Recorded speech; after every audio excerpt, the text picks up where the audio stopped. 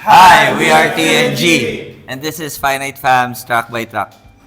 So yung kanta nila ay tungkol siya sa parang love na sobrang magkalayo kayo. Pero at the same time, sinusubukan yung i-workout siya. Pero at the end, parang nagkaroon kayo ng mutual understanding na parang okay na yun na tigil na lang natin. So yung full sobrang nito sa amin. Isa sa mga pinakamalapit sa puso kasi itong kanta na to is about isa sa mga tropa namin, si Paul, na unfortunately he passed away. Sinulat namin yung kanta na yun parang to remember yung life niya. And hopefully, ayun nga, magse-celebrate kami sa bandang dulo. Yung Eve naman, isa to sa mga paborito namin na tinutugtog. Kumbaga yung pakiramdam niya para sa akin, para kailangan namin ibigay lahat nung nararamdaman namin sa kanya. Hanggang mapagod kami, hanggang kapusin na kami. Tungkol lang talaga siya sa pagka-burnout ko dati sa trabaho, which is feeling ko na-experience naming lahat yun. Ayun din yung medyo naging trademark ni TNG, na yung Feel My Pain. Pero yung Feel My Pain na yun, nung mga time na tinutugtog namin yung Eve, wala talaga yung lyrics na yun. Parang on the spot na lang din namin siya naramdaman. Nung Trademark niya mismo dun sa song. Oo, tsaka sa song na ayun talaga yung pinaka-tumatak sa kanya. Ay, din sa mismo. Doon kumakonek sa tao eh. CTY naman is abbreviation siya ng Close to You ng The Carpenters.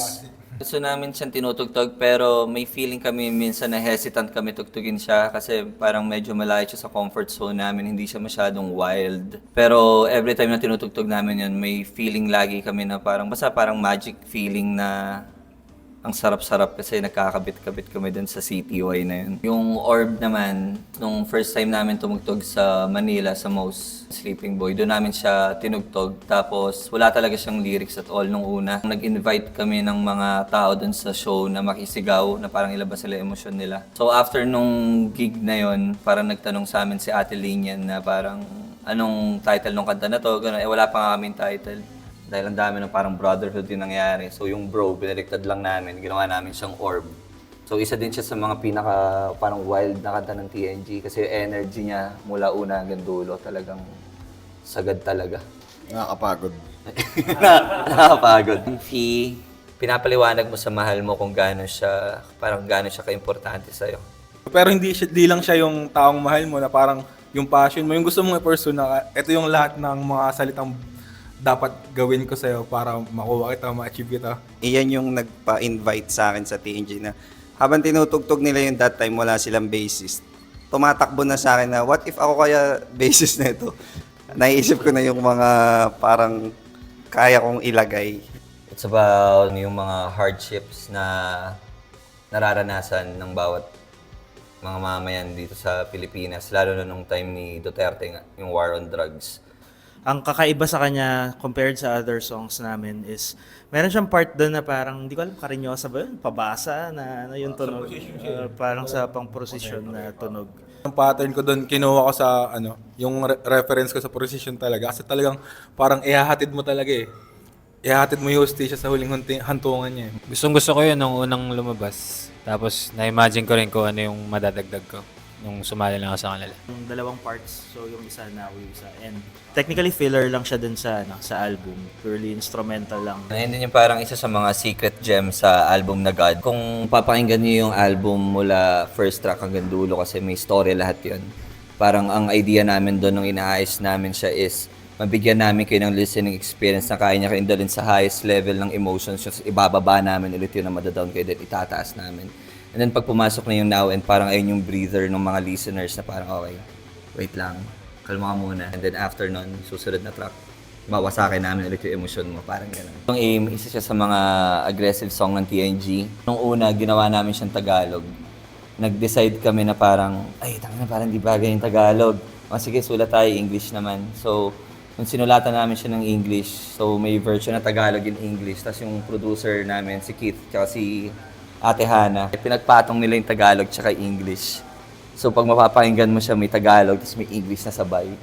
So sobrang chaotic nung nangyayari. Yung lyrics nun, parang ganun din eh.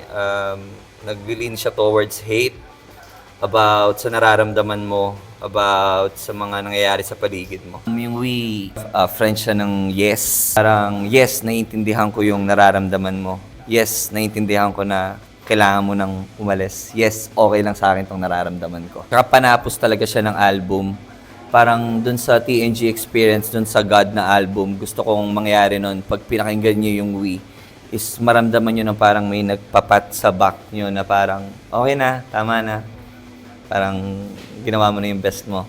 Stop mo na, parang gano'n. So may dalawa kaming music video na nakaabang na sana maspatan nyo. Yung isa doon is sobrang wild kasi shoot namin siya sa Russia. Imagine mo, puta, paano namin nagawa yun? Lagi kami nasa Pilipinas. Pero yung music video namin, na-shoot namin sa Russia. Tsaka ako nagkikwento paano siya nangyari. Pero ayun, may ilalabas kaming music video. Ongoing pa rin yung All Roads Tour namin with Brick City. Meron kaming mga international shows na parating. December, nasa China kami, tsaka Hong Kong. So isa din yun sa mga inaabangan namin. And then January, Singapore. Parating na rin sa dito sa Pinas yung plaka namin. Produce ng Desperate Infant Records sa Hong Kong. Pwede nyo kami i-follow sa mga social media pages namin. www.facebook.com/jbvictormartin Sa Instagram at TNGXX. Tapos sa Spotify, TNG, God, Bandcamp, TNG din. Sobrang excited namin sa interview na to kasi nung nakita ko yung mga set of questions nyo is parang first time namin ayun nga mapag-uusapan kung tungkol talaga sa yung mga kanta namin. So maraming salamat sa opportunity na to na makapagsalita kami, makapagkwento talaga. And then, ayun lang. Basta, JB Victor Martin, maraming salamat po.